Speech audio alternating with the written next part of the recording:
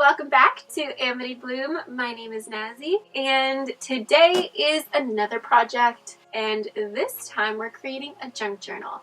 You heard me right, a junk journal from one sheet of paper, might I say. I know that sounds a little crazy. You're like, Naz, a junk journal normally is composed of multiple types of papers, and yes, you're right, and quite honestly, I am going to use other papers, but the basic construction of the journal is made from one sheet of paper, and I can't wait to show you. This style of a journal is super easy to make, which is what I think I like about it the most, because I don't want to take too much time on it. I want to create a beautiful book, but I don't want to spend the whole day. Now, of course, I couldn't create a project video without giving you some lovely paper to work with, so I designed 2 new packs of wallpaper. I will leave the link below so that you can check them out, but hopefully you can see them in camera. Look at how beautiful this is! They just scream spring, especially right now. If wherever you are in the world, if there's no flowers blooming around you or if the sun isn't shining, I hope that these, papers bring you that nice cozy warmth of seeing the flowers bloom around us and the colors. Definitely this time around, seeing all of the colors that the earth naturally produces in flowers, it inspires me a lot. All right, now we're talking business. In this huge plastic container here, I actually really dislike these containers. I don't think they're pretty at all, but they're very useful.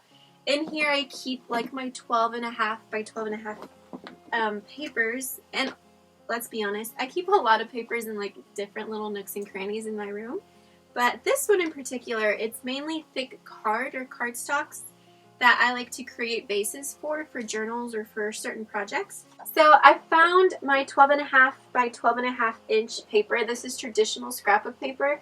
This type of paper, I believe I purchased it from Hobby Lobby. However, of course, most craft stores are closed right now. But I'm pretty sure you guys have at least one 12.5 by 12.5 inch paper floating around in your studio. You can use decorative, you can use a pattern on it, you can use just a basic cardstock like I am.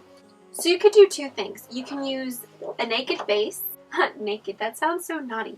You can use a naked base and then decorate it and cover it up with decorative paper. Or you can use a decorative piece of scrapbook paper that measures 12.5 by 12.5.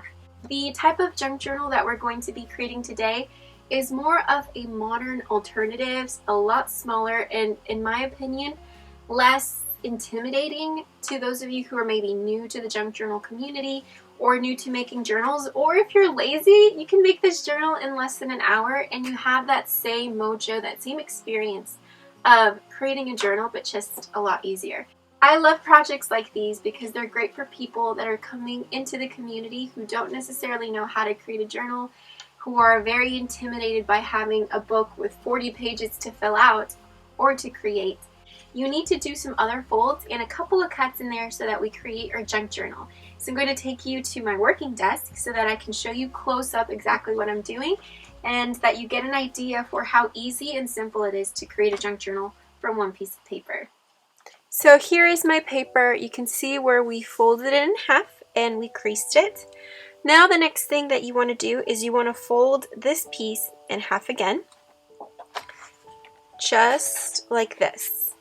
You want to make sure you line up this corner and the bottom corner as well. So when you open it up, you then have 4 folds on your piece of paper and you should have 4 little squares.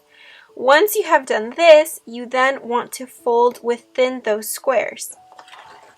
So I like to fold this over, meet it right at the middle, and fold. Open it up and repeat the same thing on the other side. Fold this over, meet right in the middle, and crease. Once your paper has been folded in 4 different sections on the bottom and on the top, you should have 8 sections at this point. You then want to fold it back in half, and I like to just bend all of the creases in various directions just so that my creases are nice and flexible, because sometimes when you're working with thick cardstock, it becomes difficult to fold, but if you fold on the front and then also on the back, you loosen up the crease, which is exactly what you want to do, so that this becomes a lot easier when we're creating our journal. Once you have done all of your folding, your paper should lie completely flat, Every time you fold your paper, you loosen up the fibers of the paper.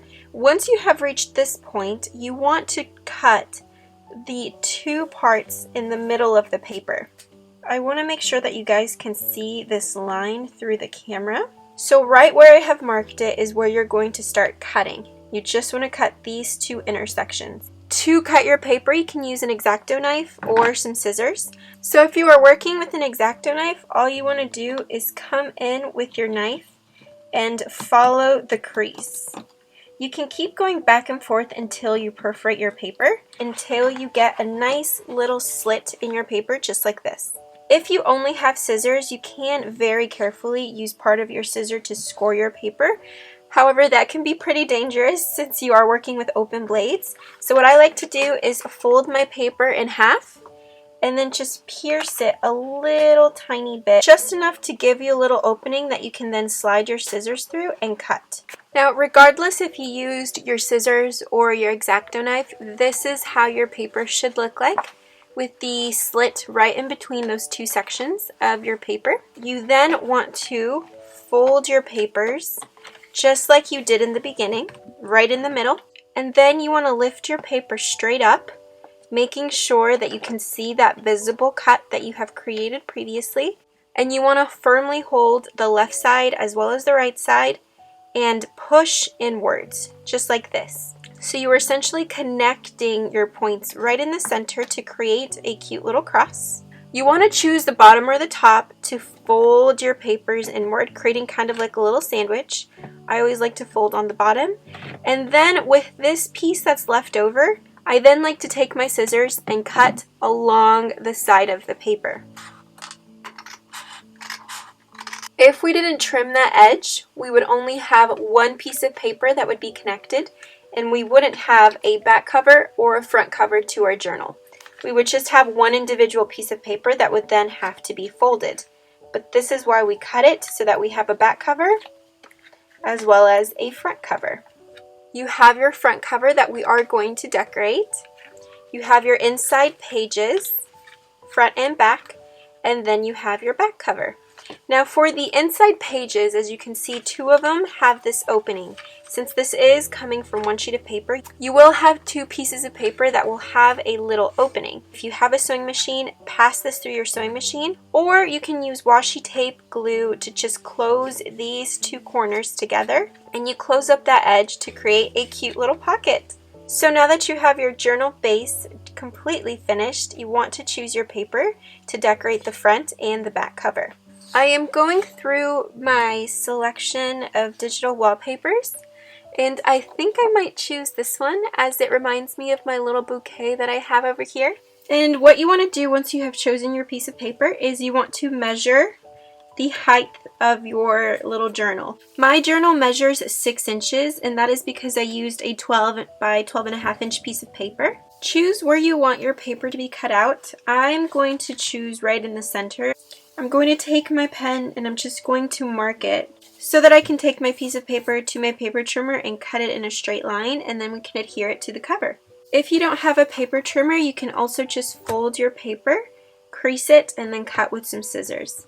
So then you want to take your paper, position it right where you want your front cover to be, fold it over, and then you just want to crease and fold. This way you have your front cover and the back cover. Now you want to cut the excess of your paper that is hanging off. You don't want your base to be peeking out such as this.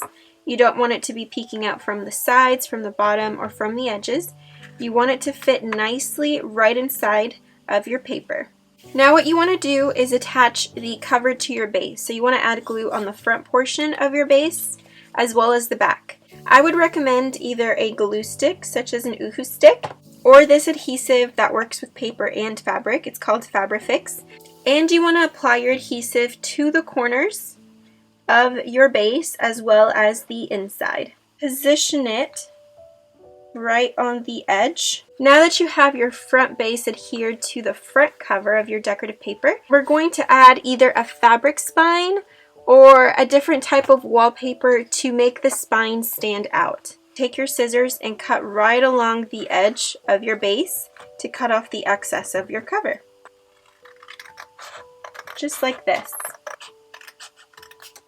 and I'm going to adhere it just like I did on the front and cut the excess, making sure it's nice and adhered.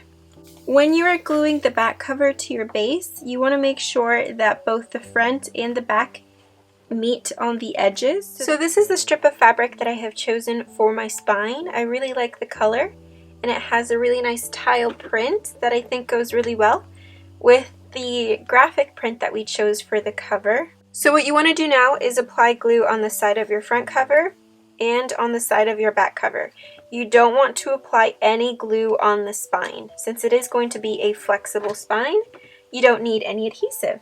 I don't want to cover up my florals too much, as I love the florals of my wallpaper. You then want to turn and flip this over, and you want to adhere glue on the edge of your back cover, making sure your fabric is very nicely adhered onto the back cover as well. And adding that fabric spine gives it flexibility, support, and gives it a nice finished look. This is so pretty. We have finished the base of the journal.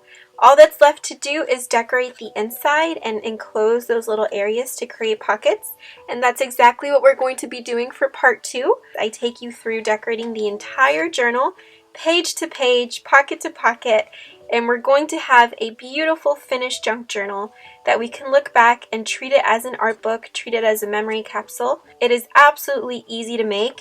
It's really eclectic, really unique, and I hope that you guys really enjoyed this tutorial. Thank you so much, you guys, for watching this video. I hope that you loved it and that it made you feel nice and cozy. All of my videos, I want them to feel like I'm giving you a nice warm hug from me to you. And if I can offer anything, a little smile from you, a bit of inspiration, a little boost in your creativity, or in a new idea that you can use in your day-to-day life to make your day a lot more fun and more enjoyable. So of course, until next time, I hope that your day is filled with a huge abundance of peace and love as always. And from the bottom of my heart, thank you so much. It looks like I'm choking myself. Oh my gosh. From the bottom of my heart, Naz, my heart's not in my throat. From the bottom of my heart, I want to send you so many blessings, such good wishes, an enormous amount of good health and well-being, and I love you all so much. And until next time, we will be talking again, creating another project, and sending so much love your way. Bye-bye! Have a great day. I'll go visit you in a second, I promise. That's my sister. Shout out to my little sis. Okay, what was I saying? My name is Nazi, and I need water. I'm about to choke.